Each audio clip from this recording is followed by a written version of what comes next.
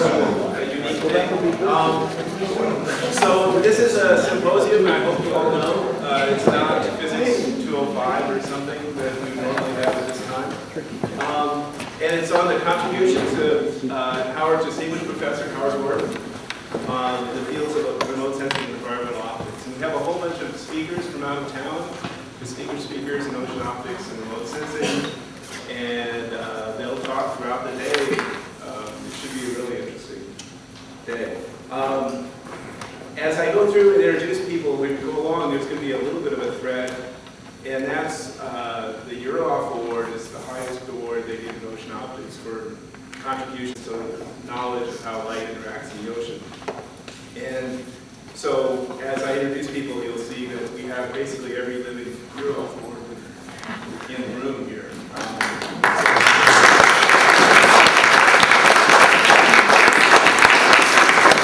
The first Euroloff Award was given in 2000, and that was Andre Morel, who has unfortunately passed away. And then another, Charlie Hedge, we have a representative, Maurice Hedge, his wife, and another scientist who passed away recently too. But the first speaker is Professor Ray Smith. He had got his PhD in physics from Stanford and under Panofsky, for those physicists. Went to Cambridge Electron Accelerator. Oh, I'm seeing all these people I haven't seen. He went to Cambridge Electron Accelerator at Harvard. And then in 1963, he made this huge shift, roughly, which I was getting some parts of the story last night, and moved over to the visibility lab at Scripps and shifted over into ocean optics. And in '81, he moved to UCSB, where he stayed until retiring, sort of in '94. Officially, you said this thing says he retired, but I never saw him stop working.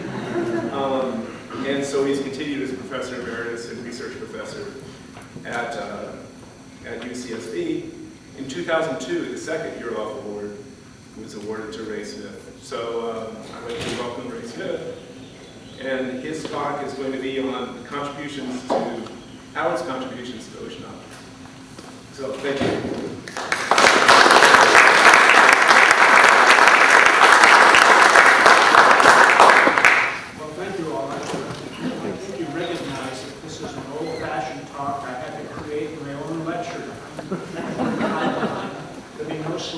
No view graphs, no PowerPoint. This is the old-fashioned way.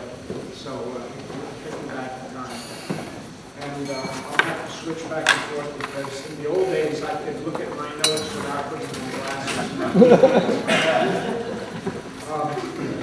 First, I used to thank Ken Moss and the University of Miami Physics Department for having me here, inviting me here to help celebrate Gordon's distinguished career and outstanding achievements in ocean optics and ocean color remote sensing.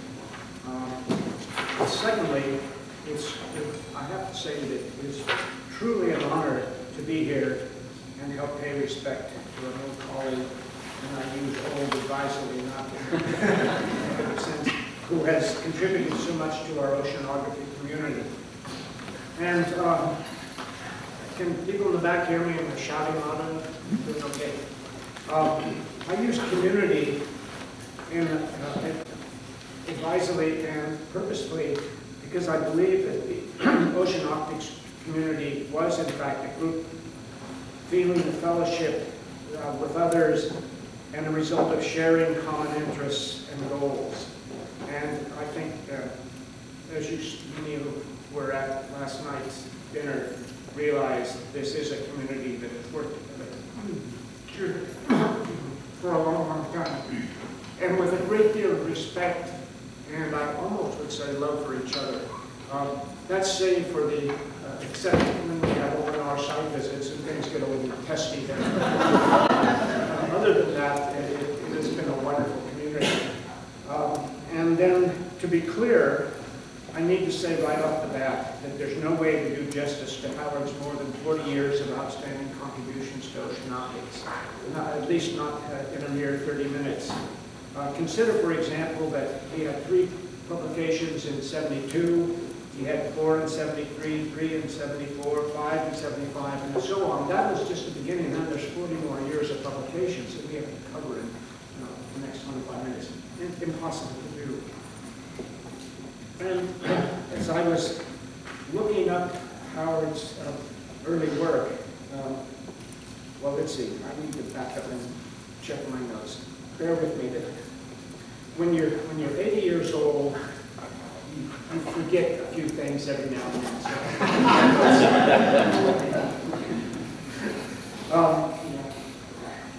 I think it's to Howard's great credit that while some of us were muttering ocean this and ocean that and bile this and bile that, it was Howard who kept us straight and narrow by publishing papers that were always models of clarity and completeness. In fact, the reputation we have is that when Howard solved the problem remained solved. And perhaps most importantly, though, it was Howard, and I think this is a key issue, it was always Howard who had rigorous physics behind his papers.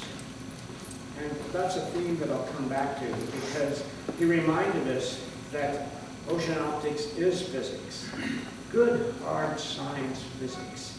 And I submit that it was the rigorous physics, plus perhaps a few great images from space, that helped lead oceanography out of the wilderness.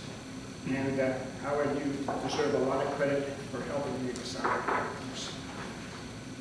And it also got us a little bit of respectability, grudgingly from some of our physical oceanography colleagues, but it helped gain the respectability that we needed by having hard quantitative science behind us. And again, as I said, Howard did this by providing a bridge between theoretical and classic optics research and oceanographic research. And he did this by helping to create a cross-fertilization of ideas and discovery between theoretical and applied ocean optics. And I have to add at this point that it's also a mark of Howard's good sense, indeed probably brilliance, that he soon abandoned going to sea and became a theoretician. There were those of us who were battling Merazine and Buckbeam and scopolamine. Howard was calmly writing good solid papers and leading oceanography forward. So it's much to his credit for having done that. When I reviewed Howard's vitae, I was reminded that one of his earliest works in ocean optics were collaborations with Cozy Dira, a fellow from the Polish Academy of Science. And he was measuring light field fluctuations in the photic zone. And somehow, Howard, you need to give us the story of how Dira managed to talk you into getting into ocean optics and got you, because apparently that's what got you into this game. And I'd love to hear that story at some time. This work was quickly followed by collaborations with people, well, with the student Otis Brown, who was sitting there studiously taking notes and trying to pretend he's awake. And there were over a dozen articles in applied optics between 72 and 76 that provided a theoretical framework for the computation of inherent optical properties from determination of the more easily, at least then, measurements of apparent optical properties. And I think, as you know, this work then significantly improved our ability of experimentalists to quantitatively describe the optical characteristics of seawater in the ocean. I cite just a few, and these are frequently referenced contributions during this period, so to kind of recall the flavor of the kinds of articles that were being written. There's a paper called Theoretical Model of Light Scattering in the Sargasso Sea, that was by Gordon and Brown. Two-component mean scattering models in Sargasso Sea particles. And you'll notice here then that this early work included developments of quasi-single scattering models and greatly simplified radiative transfer equations as applied to ocean waters and facilitated the quantitative modeling of light in the sea. I should point out that you go back and you think about, this was the early 70s. The quasi-single scattering model allowed us to then, with those computers in those days, to actually do some calculations. We think nothing about it today because we have the computer power to not have to fuss with that kind of thing. But that was a key critical issue at that period of time, making the kinds of models that we could use with the computers that we were essentially building by hand, and typically had less computer power than your wristwatch or your cell phone does today. Come in, you're late, but that's okay, you haven't missed it.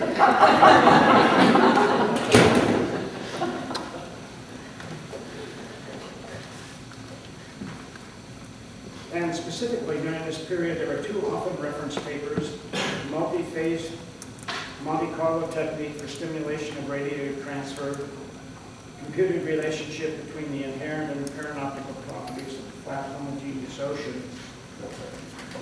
See, I'm still struggling with my notes.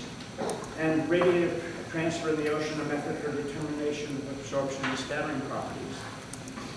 Now, the critical thing here is that these key publications are a series of articles in relationship between experimentally observed quantities and theoretical constructs. And the works greatly enhanced our understanding of light and sea, but they also introduced the first applications, or the early applications, of Mie scattering, radiative transfer theory, as well as Monte Carlo methods to develop accurate models of how light interacted with the ocean. And again, you have to go back and appreciate what these contributions did, considering the computer power that we had at that point in time, to recognize the really great impact that those papers had that to help us move forward.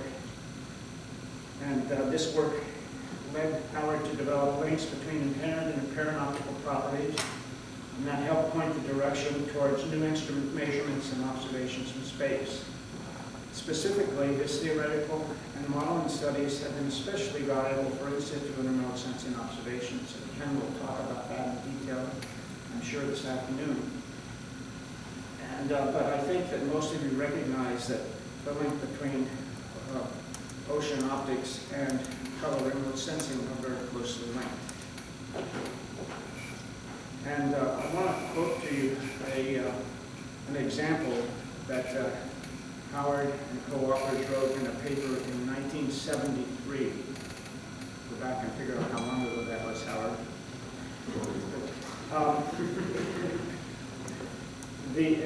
And I quote here, "The remote determination of ocean properties by ocean of color measurements from aircraft and eventually from space is presently the subject of considerable interest." That was kind of an understatement at the time. Then the authors went on to note, "If one wishes to relate the optical properties of the ocean to the spectral distribution of upwelling radiance, it is of interest to solve the transfer equation and find the dependence of the irradiance on both a single scattering albedo and a scattering phase function." And then that's precisely what Howard and Otis set out to do. And papers shortly thereafter, they were estimating the depth of sunlight penetration in the sea, noting that the number of investigators were using multispectral scanning from NASA's Earth Resource Technology satellite for remote sensing of water resources. Now, I would be remiss if during this celebration for Howard, I didn't mention that there were many, many late-night discussions of theory and philosophy and politics. I mean, and these went on late into the night. And I recall one such meeting, and I believe this was in Monterey, hosted by Jim Muller. I was hoping that Jim would be here, but I didn't see. Where after the evening discussions, that evening discussion included Howard and Ron, Dennis Clark, and myself. And I couldn't keep up with these guys, so shortly after midnight, I headed back to the hotel. And I was in a room next to Dennis and Candy Clark. And Candy must have been waiting for them to come home, because as soon as I closed my door, the phone rang. And it was Candy saying, "Do you know where Dennis is?" And I was naively hoping, well, I can reassure her that all is well. And I said, "Oh, everything's fine. He's with Howard and Ron." And on the phone I hear, "Oh, no!"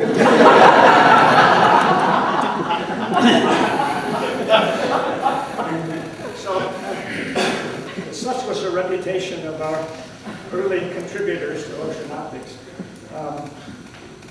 Again, I emphasize Howard's pioneering contributions of his model results with experimental measurements of ocean and atmospheric optical properties, and both for in situ and remote sensing from space. And you know that this led to many important insights in forward and inverse relationships between inherent and apparent optical properties in the ocean, and provided the primary foundation for the atmospheric correction algorithms. And again, I'm sure Ken will cover that, as a basis of every successful satellite ocean color mission. And I've talked about the early papers, but I need to point out that there was one that I'm sure Howard wrote just for me. Let's see if I can find this. Yes, this goes on forever, but yes, Howard was saying, hey Smith, you keep putting these instruments in the ocean, but you haven't a clue what your accuracy is.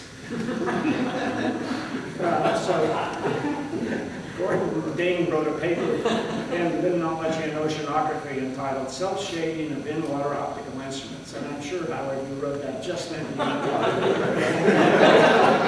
Great appreciation for that. So, and but this work, I mentioned some papers early in the 70s, but as you know, he's continued on into the 90s, late 90s, and the 2000s into the new century. And for example, contributions of Raman scattering to water-leaving radiance in re-examination. That was a problem you solved once and came back and did again. Thank you. And radiance inversion algorithms for estimating the absorption and backscattering coefficients of natural waters. And I was going to mention one other that I thought was super. Well, Howard was also good at collecting people and herding cats. And this was a multi-author paper in search of long-term trends in ocean color. And I need to go back and find that paper and see how's you're doing, whether you're doing that today. I also need to point out that it was Howard who was in the trenches with the NIMBUS experimental team, providing leadership in the theoretical tools that led to the practical implementation of the atmospheric correction of satellite ocean color radiances, and to the validation of derived water-leaving radiances, and to the first published CZCS ocean products, the famous or infamous, depending on your perspective, science paper in 1980. You can tell us the story behind that one too, Howard. And the very important concept that came out of that early work is vicarious calibration that led to the widespread acceptance of ocean optical properties sent from space.